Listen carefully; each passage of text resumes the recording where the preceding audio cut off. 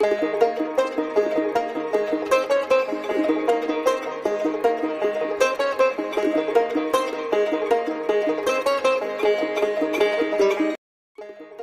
ini mungkin di Jakarta ini tempat yang paling enak ya. Airnya bagus, suasananya bagus, buat anak-anak tuh bagus, sekolahan bagus-bagus, nggak gampang kena apa istilahnya rayuan yang nggak apa kehidupan sekarang yang nggak benar. Pergaulan anak-anak sekarang ini waduh serem.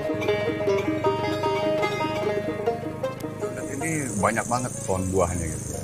Ada pucung yang ekonominya tinggi itu ya salak sama duku. Yang lain-lainnya itu lumayan. Kayak petani daun pisang itu lumayan besar juga istilahnya. Pemasukannya ya. Terus juga banyak tani emping.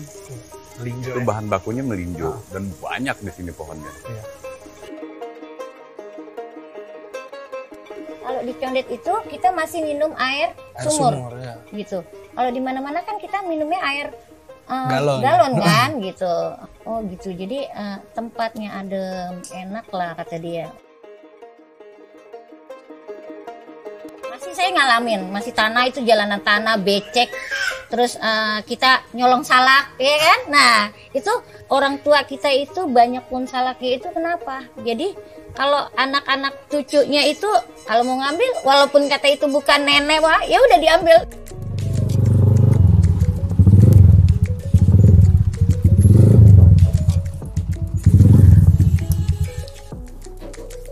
Banyak penonton distrik yang meminta saya untuk datang ke tempat ini. Mereka bilang kawasan ini menarik sebab merupakan salah satu kampung Arab yang ada di Jakarta. Tetapi apakah benar? Di sini saya justru menemukan banyak cerita lain.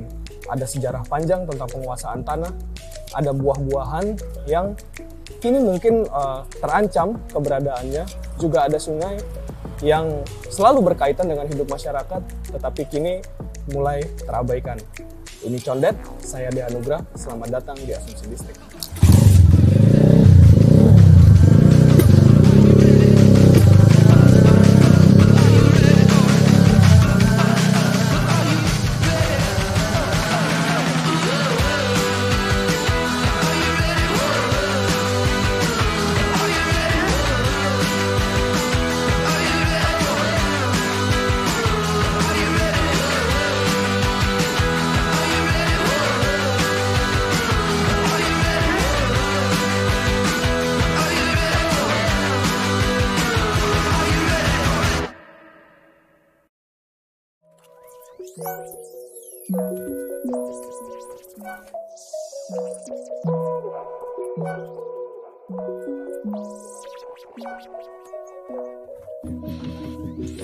Ya, kalau ini kue, ini yang namanya kue ongol-ongol.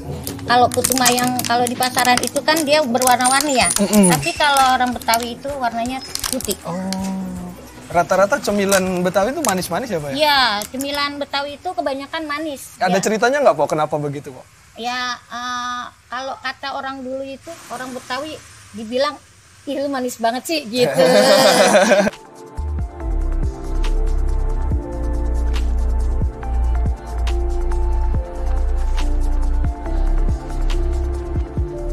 Kalau prinsip anak Betawi sesuai dengan kaidah sejarah gini, jaga tanah, bela agama, jaga ulama. Prinsipnya itu ya? Ya itu aja.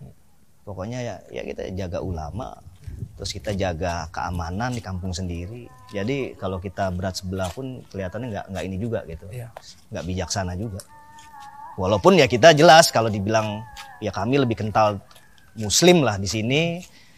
Fanatismenya juga kalau bisa dibilang, kalau yang mungkin dibilang apa ya sekarang apa radikal. Ya gue lebih radikal dari orang yang radikal gitu, dalam artian kalau berbicara sebuah ketauhidan agama. Tapi bukan berarti itu bisa dimain-mainkan dengan sebuah tragedi politik.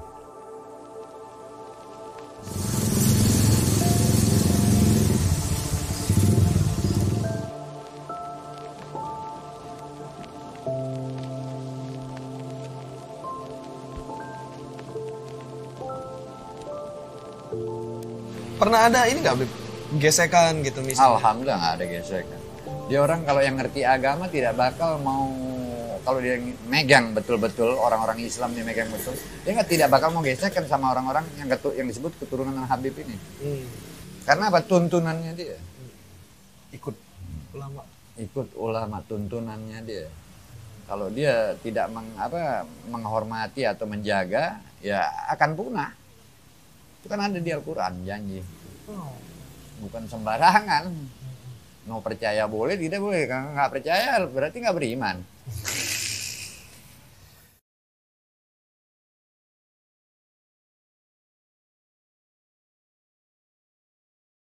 Dia mau ngakuin ini kampung Condet, ini kampung Arab, ya bodo amat. Nggak ada urusan. Ini Condet mau kampung Cina nggak apa-apa juga. Condet kampung Betawi nggak ada masalah. Yang pasti begini, ya lo harus menjunjung tinggi. Kalau lo tinggal di sini, ya lo harus hargain. Ketika kehilangan budaya itu lebih pahit daripada kehilangan harta benda lah. Kenapa bang? Pahit. Apa yang menurut abang? Ya nggak berbuah. Kalau salak jadi terong bingung. Kalau ini kan kemarin waktu zaman pilpres terus pilkada itu lumayan tajam nih bang polarisasinya masyarakat. Gitu. Kampret, cebong. Iya. Kalau saya dengar soal Condet, gitu. Dari luar nih sebagai orang luar nih bang dengar katanya basis pendukung salah satu calon. Berlanjut ketika pilkada Jakarta. Ketika semua itu terjadi, saya sebenarnya menyesalkan gitu bang. Yang jadi korban rasisme segala macam tuh nggak hanya orang Tionghoa misalnya etnisnya saya, tapi juga etnis Arab. Kan yang kita lihat seperti itu. Iya. Yang jadi korban siapa? Akhirnya rakyat kecil, bawah. Mereka sih asik, pada ngopi bareng. Kita pecah perang. Kalau di luar bilang cebong kampret, kalau kita sih bodo amat, apaan lah namanya. Ikut kampanye bang kemarin? Hah? Ikut kampanye? Secara praktis sih enggak ya. Kemarin ikut gerak bang waktu 411, 212. Ikut, sempat ikut. Kecewa nggak bang? Kecewa? Nggak ada rasa kecewa, karena gue berpikir gini. Kalau bahasa kami ini, Betawi, anak Condet, ya gue berjuang lillah, karena Allah.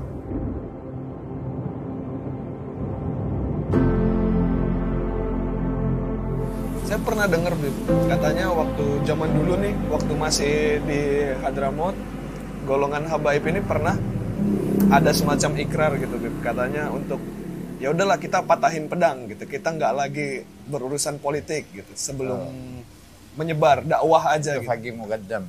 Benar betul. Iya, betul, mematahkan pedang. Jadi arti mematahkan pedang itu nggak ada urusan peperangan. Jadi misinya semuanya ya itu dakwah. Kalau belakangan ini kan mungkin dalam 10 tahun terakhir gitu Bib ya, kita mulai sering lihat di media bahwa golongan Habaib ini banyak bersuara lah di politik gitu. Habib sendiri ngerasa ada dampak nggak Bib dari urusan politik belakangan inilah? Jadi... Sebetulnya dari dulu dia banyak bersuara, bukan tidak bersuara, dia selalu di belakang layar. Selalu pemerintah itu, aparat itu bertanya kepada ulama datang dia ke ini sekarang dipancing alim ulama untuk datang ke istana. Ini kan gila ini. Alim ulama kalau udah merapat ke istana bukan alim ulama namanya. Apa tuh, Bib? Nah, apa tuh? Amplop. Perutnya lapar, dia udah nggak kuat. Bukan alim ulama. Nggak ada alim ulama itu mau merapat kecuali ada urusan apa. Untuk kepentingan negara. Apa ini kepentingan negara? Mungkin negara lagi perang atau apa? Mungkin dia akan merapat ke... Tapi kalau urusan persatuan namanya nggak perlu diajarin alim ulama, udah di luar kepala kalau itu. Membicarakan situasi Indonesia kerap terasa seperti memasuki jalan buntu. Dan di hadapan kebuntuan, yang termudah ialah menjadi putus asa. Kita putus asa terhadap politik. Kita berhenti mengharapkan perbaikan. Kita meninggalkan cita-cita di gudang terkunci dan berharap bisa melupakannya. Kita mendongak ke langit biru dan mengutuk kekosongannya. Tapi, sudahkah kita mencoba menengok sekeliling? Bukankah selalu ada orang-orang yang menerjemahkan cita-cita menjadi kerja? Gagasan dan impian mereka barangkali berbeda dari gagasan dan impian kita. Tapi, maukah kita berkeringat? Sanggupkah kita melaksanakan kata-kata? Boleh cerita nggak Bang, gimana Abang akhirnya bisa ikut mengelola kebun ini lumbung pangan lah ya buat warga ya. Tempat buat warga ini gimana ceritanya Bang bisa ikut ngelola? Tanggal 12 Maret itu kalau ceritanya itu awal di tanggal 12 Maret ketika di Cina udah banyak ngomongin COVID, terus tiba-tiba orang mati. Aku bilang, weh tetap waspada di bagian ini. Tetap waspada di bagian ini bahwa kita perlu membangun sesuatu lah. Jangan sampai ketakutan ini jadi nyata. Apa dampaknya kalau seandainya di lockdown? Lockdown itu kalau nggak salah tanggal 14. Ya bukan lockdown, PSBB. Jadi wah ribut sendirilah itu mereka. Ya. Jadi aku datangi satu Ustadz Kamal itulah yang merespon betul. Nah Ustadz Kamal itu aku bilang, Ustadz ini kalau ditutup, kemudian Ustadz tahu kan masyarakat sini penghasilannya gimana. Jadi kalau dia ditutup berarti kelaparan. Kalau kelaparan minimal dia akan mulai menipu. Yang lebih parah banyak ya Bang ya? Kedua ya ngerampok ya, nyuri. Nah terus tersebar WA, ayo itu ada teman butuh karyawan 1 mau bongkar toko. Nah, bongkar toko jadinya modal linggis sama lari kenceng katanya. Nah ini yang punya lahan Ustadz Kamal itu? Bukan, dan di Ustadz Kamal itu RT 7. Jadi Ustadz Kamal aku omongin tanggal 12 Maret itu, jadi kita harus menyediakan beras untuk warga. Gimana caranya? Ada berapa RT di sini? 11 RT. Ya kita asumsikan kemudian 11 RT. Kalau satu RT 100 kakak dengan jumlah per kakak 3 orang bapak ibu anak. Berarti kalau 11 RT ada 1100 kakak, jumlah orangnya ada 3300. Nah, kalau 3300 ini 1100 kakak ini kita kasih beras 5 kiloan setiap Jumat, maka kita perlu 5.500 kilo. Kalau dikarungin 50 kilo, itu berarti kita perlu 110 karung. Kalau 1 karung 500.000, berarti kita perlu 55 juta. Kalau 55 juta kita bagi habis ke 3.300 orang, maka per orang sedekah 16.000. Aku kasih gambaran bahwa kalau kita bersatu, murah.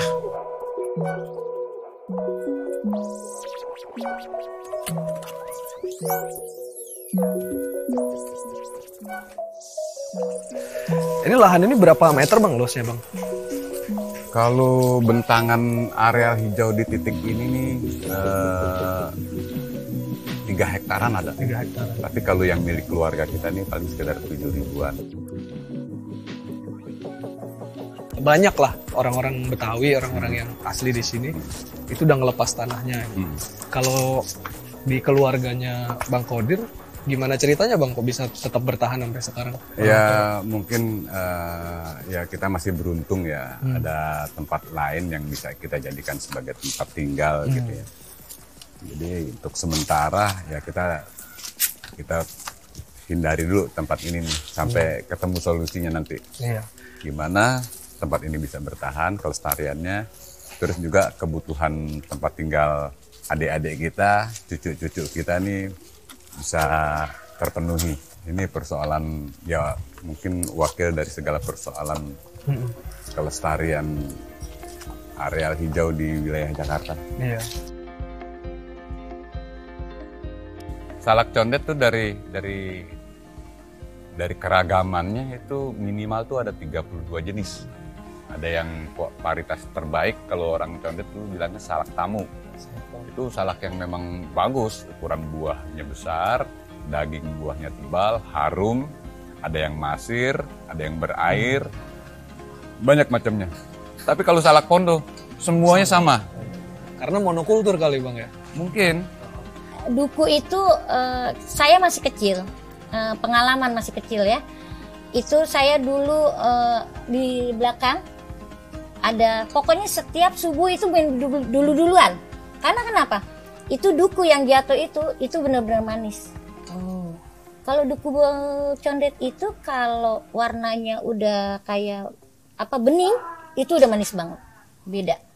Kalau duku Palembang kan enggak. Kalau duku itu mestinya kalau jatuhan itu lebih nikmat banget. Itu saya mungutin setiap subuh itu berebutan. Sama saudara-saudara. Itu di bawah di atas pohonan itu dibikinin kelonengan buat kampret. Oh. Buat kampret. Jadi dari rumah udah setiap malam itu leneng gitu loh. Itu saya udah, tapi udah hilang banget ya sekarang, udah nggak Ngerasa ada kehilangan lagi. nggak, Bu? Hilang banget, bener hilang. Kemarin waktu bikin beton sungai ini diintimidasi nggak, Bang? Kemarin waktu bikin beton sungai ini diintimidasi nggak? Ya, bisa dikatakan iya. Itulah yang gue bilang, dari zaman ke zaman kalau kaitan sama tanah pasti ada centeng, pasti ada yang terzalimi. Nah, tergantung kita, mata hati kita mau ngeliat kemana. Yang Ada. Abang sama kawan-kawan lakuin apa waktu itu? Kalau kita mungkin menyerukan sebuah penolakan ya, karena ya itu tadi, gua anggap tuh gila lo ya, di mana semua hati lo ya, kalau bahasa hati kita tuh begitu. Ini ada orang-orang yang dizolimin gitu, harga dikasih murah, pembebasan nggak diiniin. Kalau gue akhirnya ngebalikin, terserah sih mau yang ngikut pemerintah dengan jadi spekulannya, dengan jadi calo-calonya, atau lo mau ikut kami yang memang menyuarakan sebuah ketidakadilan. Kalau gue pribadi dengan hati gue, ya gue ada di menyuarakan ketidakadilan. Pakai hati aja bro. Banyak orang yang punya ide bagus gitu untuk kemaslahatan bersama gitu, banyak kan, nggak kurang-kurang. Tapi orang yang bisa merespon, bisa mewujudkan rencana itu nggak banyak tuh. Nggak cuman butuh gagasan kan, nggak cuman menyadari bahwa solidaritas itu penting, tapi juga untuk bergerak gitu. Ya, Nah, betul. Bang Ali belajar ini tuh di mana? Itu sebetulnya aku nasionalis. Karena Bang Ali nasionalis, Bukan, saya Pancasilais. Pancasila. Iya. Jadi karena Pancasila. Pertama, inspirasi terbesarnya adalah Pancasila. Dari warga, oleh warga, untuk warga, begitulah. Keren. Warga bersedekah. Kenapa nggak iuran? Waktu itu ada yang bilang iuran, terus ada yang pengen bikin proposal. Kalau proposal kita nggak mau. Kalau iuran itu nanti kalau orang yang memberikan besar, dia akan merasa lebih gagah. Jadi dia nggak perlu ngapa-ngapain. Nggak bisa ya? Nggak bisa. Kalau kau ada waktu, ada keilmuan yang perlu kau tuangkan aja. Terus kita jalankan rame-rame, lebih enak kan. Ini yang bagus lagi untuk jangka panjangnya adalah kita membuat tanaman. Lebih baik kita bertanam waktu anggur itu mulai mentik. Itu rasa hati kayak mau kita sayang dia. Kacang panjang begitu mentik kita senang lihatnya. Begitu kecil, begitu udah gede mulai sibuk kita bikin pagernya ya. Saya pikir kayak manusia ternyata. Akhirnya lebih simpel kita mempelajari kehidupan ini dengan tanaman daripada ngobrol sama orang-orang itu.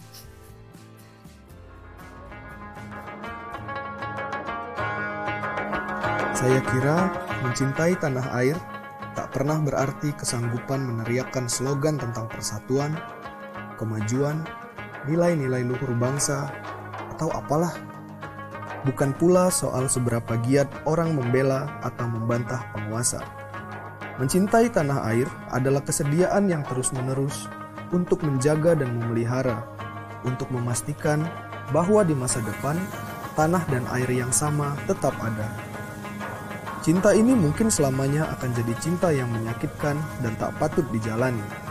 Tapi, bagi sebagian orang, ia terus memanggil sekaligus menggerakkan, bahkan ketika mereka menolak untuk memikirkannya.